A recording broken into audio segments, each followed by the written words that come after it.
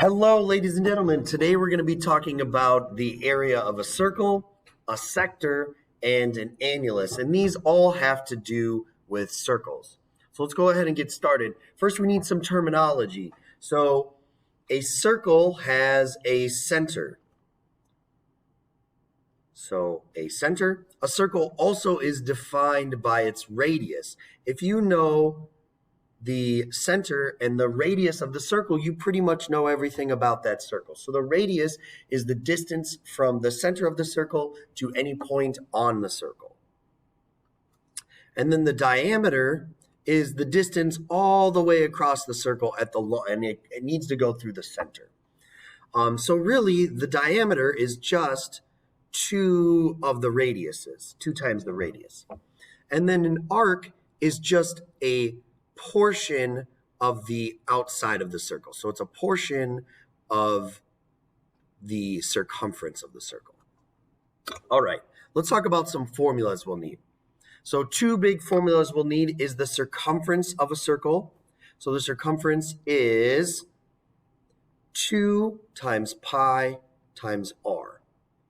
Or 2r is really just the diameter. So you could also say that the formula for circumference is pi d, whichever serves you better. Okay, so the area of a circle is the region enclosed by the circle. So the formula for the area of a circle is going to be pi r squared. And if they somehow manage to give you the diameter instead of the radius, right, in order to find the radius, you would just divide the diameter by 2 and then square it in this case. So just be careful of that. All right, let's look at some examples. So we want to find the exact area and circumference of this circle with a radius of 7. So let's start with the circumference. So the circumference is 2 times pi times r.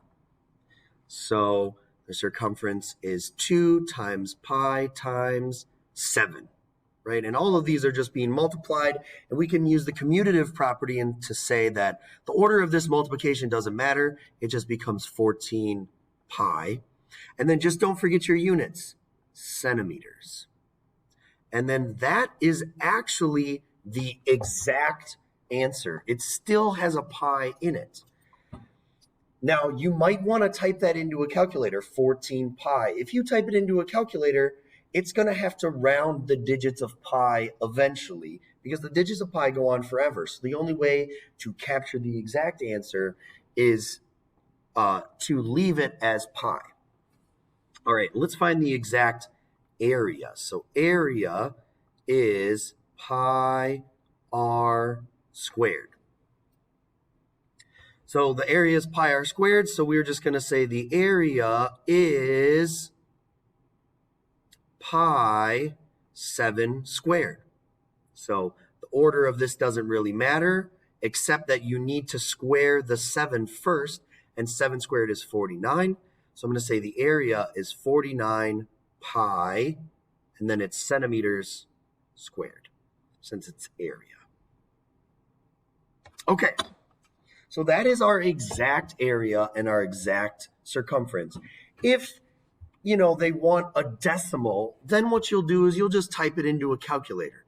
So you want to go ahead and get out a calculator like this. So I'm going to say 49 pi. And if you're using Desmos, you can just type pi and it turns it into a pi. And we get 153.93. And we're rounding that to the nearest tenth. So our area estimated is going to be approximately 193 point, I already forgot the number, 193.9. And that's centimeters squared. Okay, let's look at the circumference now. So the circumference is going to be 14 pi, so 14 pi, and we get 43.98, round that to the nearest tenth, that would be 44. So I'm going to say my circumference, let's do this in green, my circumference is approximately 44 centimeters. All right, let's look at another example. All right, I'm not going to do this full problem. I just want to talk about how this one is different. Notice they didn't tell you the radius, and both of these formulas use the radius. All you need to do is just say, oh, okay, they told me the diameter is 12, so my diameter is 24, so that just means my radius is 12 centimeters, and then you're just going to do the exact same thing you did in the previous problem. So just be cautious of that. Make sure you know what they're giving you. They're not always telling you the radius. That'd be too easy, right? All right, so this is one is going to have us working backwards a little bit. So we want to find the area of a circle if the circumference is 34.56 feet. Okay. Well, let's just see. So the area of a circle is pi r squared. Okay, we know what pi is, but we don't know what the radius is. We know what the circumference is. So let's write down the formula for circumference. So circumference is just 2 times pi times the radius. Okay, so this one has the radius in it, and we also know the circumference. So the circumference is something we know, so I'm going to replace that c with 34.56, and then I just want to solve this for r so that I know what my radius is, and then I can plug that into my area formula. So here we go. Let's just get r by itself. So I'm going to divide both sides by 2 pi. Right, that's going to cancel out the 2 and the pi. And so my radius becomes 34.56 over 2 pi. Okay, so that's my radius. Now, if you want it to be, we want to try to be as exact as possible. So I'm not going to type this into my calculator because when I get my answer, it's going to round it because there's a pi in there. It's going to be very rounded. And then I'm going to square it over here. And now it's going to be super rounded. So here's what I want to do. I want to do the area equals pi r squared. And my r is 34.56 over 2 pi. And then we need to square that number, right? So all I did is replace r with this value that we know that r is. So now this is just going to be a problem that you type into your calculator, right? So pi times, I'm going to forget this as soon as I go over. So let's see here. We got to do pi times 34.56 divided by 2 pi divided by 2 pi, and then we need to square that number. And then we get 95.04. So 95 about, if we round it to the nearest tenth, so A equals 95, and that's going to be square feet. All right. Enough examples with just simple circles. Let's move on to sectors. So the sector of a circle is really just a part of a circle. So if we're looking at a part of a circle, we just are going to find the entire circle, and we're going to kind of look at what fraction of the circle do we have. So when you're looking at a sector, this point right here is always the center, which means that these two arms right there are both radii. And then this guy right here is an arc. So it's essentially a pizza shaped, right? Sectors can be very, very skinny like this, or they could be very, very fat like this one. How do we find the area of a sector? So there is a formula, and it looks kind of difficult, but it's not actually that bad. So what you're going to do is you're going to find the area of the circle, just like you've been doing. And then this theta is the angle at the center. You could call it the central angle. So, and we're going to divide that by 360 because that's going to tell us what sort of percentage or what sort of fraction of the circle is covered by this sector. And then you're going to multiply that by the area, and you're going to have the area of that sector. So let's take a look at that. So find the area of the sector, exact and rounded to the nearest tenth. Okay, so the area of this whole sector is going to be, I'm just going to find the area of the circle. So the area of the sector is just going to be the area of the circle, but I'm going to multiply that by the fraction of the circle that I want. And how much of the circle is covered by this sector? Well, it's 135 degrees out of 360. So if you're thinking about it in terms of a fraction, I want 135 3/60ths of the area of the circle. That's what my sector is. And for me, it really helps me to think about this as an actual like fraction or a percentage. I don't really think about it in terms of degrees anymore. So I need 135 3/60ths of the entire circle's area, and that's going to be my sector. And it's not going to be bad, right?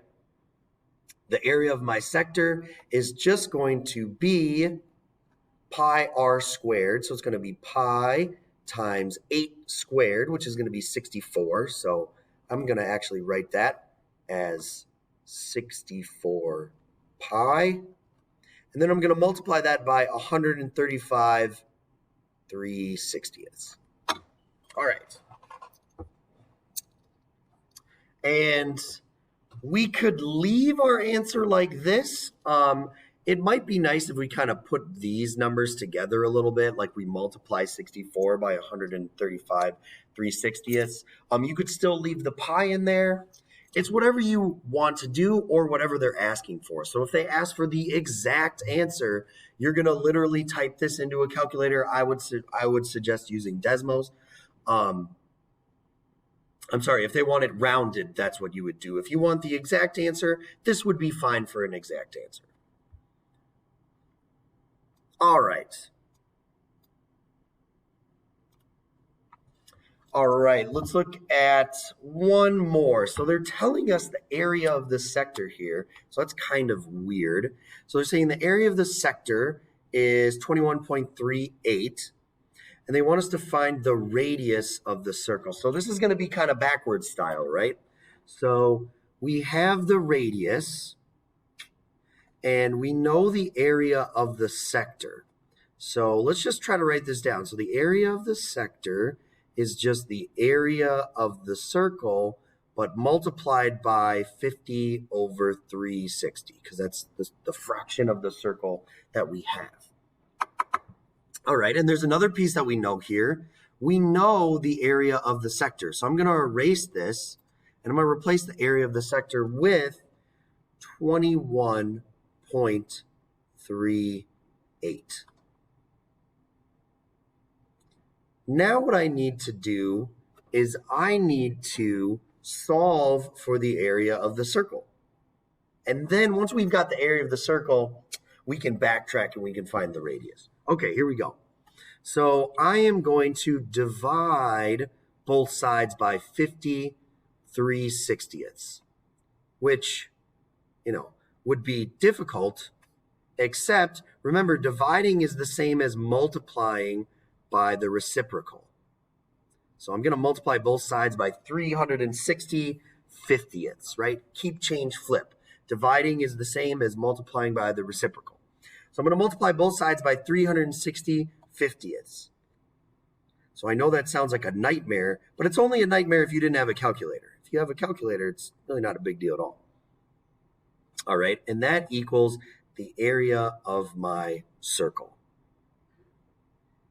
All right, and here's what I would do. You could just type that into a calculator, but you know that the area of a circle is just pi r squared. Okay, so what we need to do is we need to solve this for r, right? We don't actually want the area of the circle directly. So what I'm going to do is I'm going to divide both sides by pi, and I'm going to get r equals this monster right here. So I'm going to scroll down a little bit, and I'm going to scroll down a lot of it actually. R equals 21.38 times 360 over 50 divided by pi. All right, we'll finish up by solving, this is r squared. We forgot to deal with this square. We still have that square there. So the way that we are going to deal with that square is we are just going to take the square root of both sides, right? So we get r equals the square root of this thing. Okay, and we're going to type that into a calculator and see what we get. Okay, sorry, this is going to be kind of weird because my recording cut out, so I need to try to get back into this. Okay, so I think this was where we were. So all we have to do to find the radius now is literally just plug that into a calculator. So 21.38 times 360 over 50 over pi. So that's going to be kind of hard to write, but I'll do my best. 21. So we need the square root of a big fraction, 21.38. What else do we have? Times 360 over 50. Parentheses divided by pi.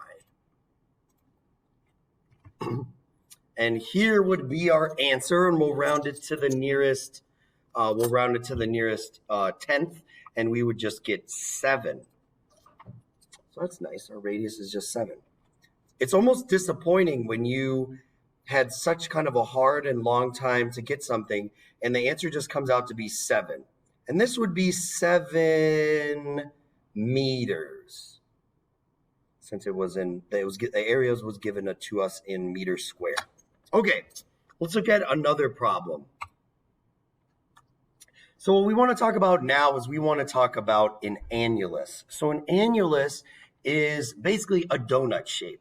Or what's really going to help you find the area is think about it as a circle with a smaller circle missing from it, right? So if we had to find the area of this gray circle, we would just find the area of the whole circle, right? And then subtract the area of the white circle inside of it. And that would give us the area of this ring. So here's kind of what the formula looks like. The area of an annulus is just the area of a big circle minus the area of the small circle. And those are all just pi r squared. So there's nothing really complicated beyond what we've already done. Let's just look at an example. So if we had to find the exact and estimated round to the nearest 10th area of the annulus, I'm just going to find the exact areas. Remember, the estimated areas means you just type it into Desmos. You just type it into your calculator. So to find the area of this gray ring, we would just find the area of the whole circle, and then we would subtract the area of the inner circle. So the entire circle's area is pi r squared. And the inner circle's area is also pi r squared. I don't know why I wrote r. I should have written what the radius is, which is 5. So 5 times pi squared minus pi 3 squared. So I kind of wrote it strangely, but this would become 25 pi minus 9 pi. And this is exactly what you'd think it'd be. Since these are like terms because they're both pi's, this is 25 pi's minus 9 pi's, which is just 16 pi's. So the area of this ring, this gray ring, is 16 pi centimeters squared. All right, so there are a few problems with an annulus, but remember, all it is just finding the area of two separate circles and subtracting them. All right. Thanks, you guys. Have a fantastic day.